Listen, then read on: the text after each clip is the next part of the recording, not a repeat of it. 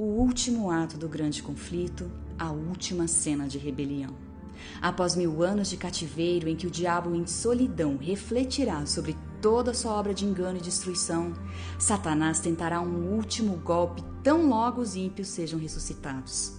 Mesmo derrotado, antes de sua aniquilação, o inimigo mentirá pela última vez e em franca ousadia se levantará contra as hostes celestiais.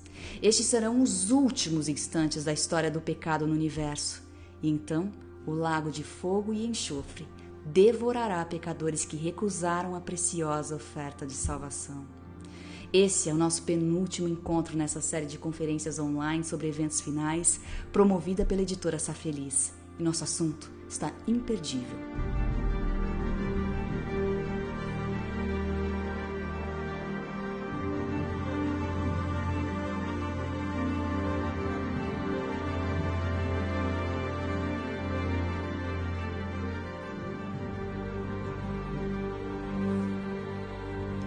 Para conversar conosco sobre essa batalha de Satanás, temos o privilégio de receber Elias Brasil, que é doutor em teologia e diretor do Instituto Bíblico de Pesquisas. Muito obrigada, doutor Brasil, por dedicar esse tempo para repartir conosco informações importantes que certamente vão esclarecer muitas dúvidas. Doutor, o que acontece antes dessa batalha e que base bíblica temos para crer que isso de fato acontecerá? Pois já, a descida da Cidade Santa está na última sessão da Bíblia, está em Apocalipse 21, e também, de certa forma, capítulo 22, e é a conclusão de toda a história da salvação como descrita nas Escrituras. E no final do livro, no final da Bíblia, nós temos a garantia, o juramento, digamos assim, a afirmação de Deus mesmo, que Ele vai vir sem demora, e que tudo aquilo que está escrito ali, que tudo aquilo que foi prometido é verdade e vai se cumprir. O Espírito de Profecia também fala sobre a Cidade Santa, fala sobre a Nova Terra. E sempre que o Espírito de Profecia fala sobre a Nova Terra e a Cidade Santa, e também a Bíblia, não se refere a isso como uma história, como uma parábola, como um mito, mas como uma realidade que, de fato, Deus vai trazer à existência para o benefício do seu povo e para que o seu povo possa viver com Ele para sempre. E o espírito de profecia? O que Ellen White nos diz sobre a descida da Cidade Santa? Veja, nós temos algumas declarações de Ellen White, e uma das mais interessantes é que ela menciona que a Cidade Santa vai descer sobre o Monte das Oliveiras, e que o monte vai se dividir em 2, para que a cidade, então, desça ali. Essa é uma declaração assim, bem específica, que ela menciona sobre essa descida, sobre este evento de proporções, digamos assim, globais. Mas o que eu posso dizer é o seguinte: por mais precisa que seja a linguagem bíblica, por mais concreta que ela seja, ela não se compara com a realidade da experiência da Cidade Santa, porque a linguagem bíblica é uma linguagem humana adaptada às nossas finita capacidade de compreensão, mas o que nós podemos afirmar é que o evento em si será muito mais grandioso do que a própria Bíblia mesmo consegue descrever devido às limitações da linguagem humana. Doutor Brasil, o que será o gatilho para esse último sopro de rebelião de Satanás? Quando a Cidade Santa descer, de acordo com Apocalipse 19, então as forças do mal, né, nesse ponto, Satanás já terá à sua disposição todos os ímpios que haviam passado o milênio dormindo no pó da terra. Agora ele vai arregimentar essas forças, esse grande exército, para montarem o grande final ataque à Cidade Santa. Mas esse ataque não vai ocorrer, porque no momento em que eles se preparam para atacar, no momento em que eles pensam que vão, de fato, poder tomar a cidade, a Bíblia deixa bem claro que vai descer fogo do céu.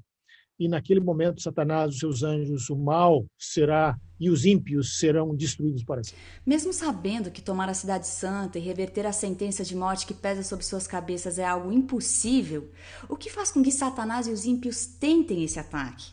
Pois isso mostra quão persistente é o pecado e é o mal. Quer dizer, eles já tiveram todas as evidências ao longo da história de que Deus é superior, de que Deus é poderoso, mas não obstante isso, a impressão que a gente tem é um instinto do próprio mal, do próprio pecado que está inserido no coração do pecador e de Satanás acima de tudo, de achar que mesmo no final eles ainda poderão de alguma forma derrotar a Deus. E quanto aos santos, doutor? Eles não sentirão medo ou tristeza? Porque é possível que quando a cidade santa seja cercada, os santos ouçam os gritos de ódio e pensem nos seus queridos que estão lá fora. Será que eles não vão sentir saudade? Afinal, essa será a última vez de todas em que ambos estarão vivos por toda a eternidade. Veja, essa é uma boa pergunta. A Bíblia não aborda essa questão diretamente, mas o que nós sabemos é que durante o milênio terá havido um julgamento. Esse julgamento milenial que os santos farão lá no céu, onde vão examinar os registros de todos aqueles que passaram pela história e optaram por não aceitar a salvação. Então, naquele momento, eu creio, né, em que a cidade santa estiver ali, em que Deus estiver preparado, digamos, para executar agora o juízo final, e estará claro para todos de que a última e única saída agora é a destruição do mal. E até, eu diria, é um ato de misericórdia de Deus, porque um pecador impenitente, jamais seria feliz no céu, jamais seria feliz na Nova Jerusalém, na Nova Terra. Então, a destruição dos pecadores naquele momento, eu diria, é o último gesto de misericórdia de Deus, respeitando a decisão que eles tomaram de rejeitá-lo. E eu creio que os santos, nesse momento, depois de terem examinado todos os registros, depois de terem participado do juízo milenial no céu, eu acho que eles estarão absolutamente tranquilos e confiantes na justiça de Deus, porque nesse ponto já está claro, o caráter de Deus já está vindicado diante de todo o universo. Durante os 1000 anos, entendemos que nós estaremos com Cristo no céu. E quando a gente pensa em céu, a ideia é de um lugar acima da nossa cabeça, né? Para além das nuvens, do espaço. Mas quando a cidade santa descer, a ideia que a gente tem de céu vai acabar porque a gente vem morar aqui na nova terra e Cristo estará conosco? Veja, essa é uma pergunta interessante. Do ponto de vista, digamos, teológico, né? Onde Deus está, onde está o seu trono, onde está a sua presença, de certa maneira, ali é o céu, ali é o trono de Deus. Então, desta perspectiva, né, a Nova Jerusalém agora, onde está o trono de Deus e do Cordeiro, ela se torna o centro do universo. Mas isso não significa que as demais realidades espaciais do universo deixarão de existir. Os outros mundos não caídos continuarão existindo. E os santos terão, então, o privilégio, como Ellen White menciona, né, de visitar outros mundos, de visitar outras realidades.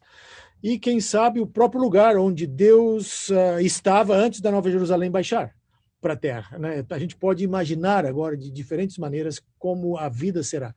O que nós sabemos, com certeza, e isto é claro pela Bíblia, e também por Ellen White, né? O Espírito de Profecia expande, explica isso, é que nós vamos viver para sempre com Deus num mundo sem pecado. E o amor de Deus agora vai pulsar por todos os recantos do universo, nesta vastidão do espaço, dos múltiplos planetas.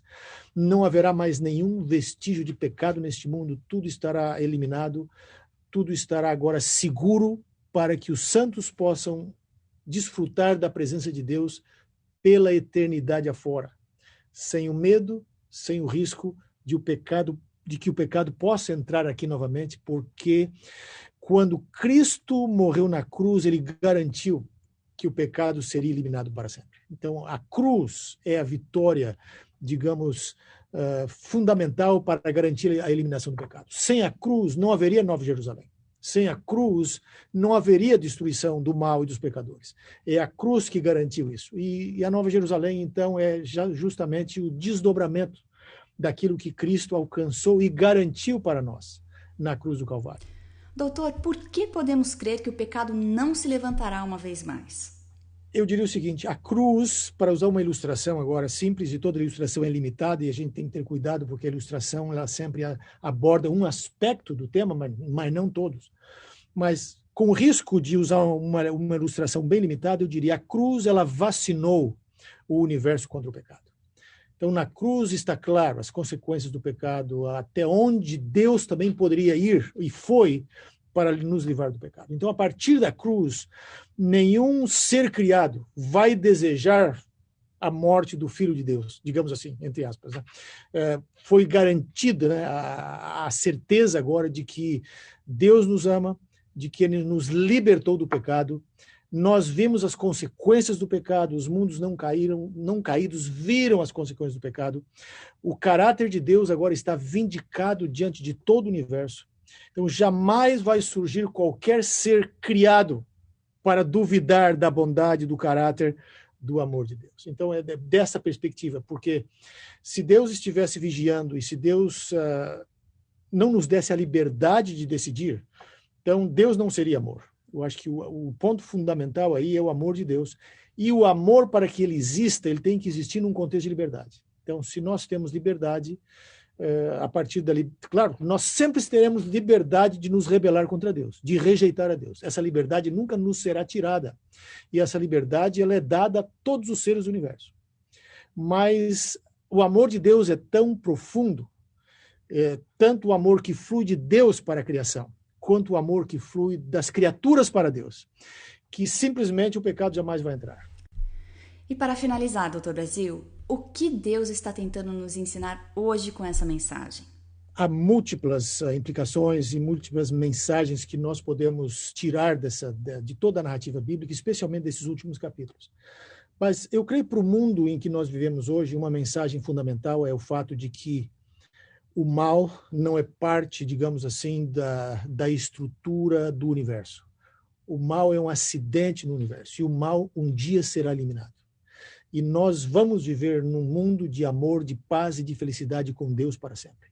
E a mensagem para nós é: vale a pena sermos fiéis a Deus, vale a pena viver à luz da cruz do Calvário e vale a pena sermos fiéis a Deus, porque o que ele tem reservado para nós é algo que a nossa imaginação humana não pode conceber. A Bíblia vai até o extremo daquilo que se pode dizer para o ser humano, mas há coisas muito maiores que linguagem humana não pode descrever. E isso que nos espera do outro lado desta vida de pecado neste mundo. Então vale a pena nos prepararmos e vale a pena sermos fiéis a Deus e lutarmos para fazer parte desta cidade santa, do povo de Deus que estará ali.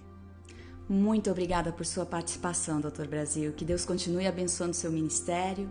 E obrigada também a você que nos acompanha até aqui.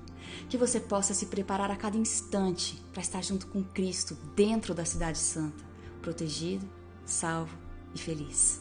Até a próxima.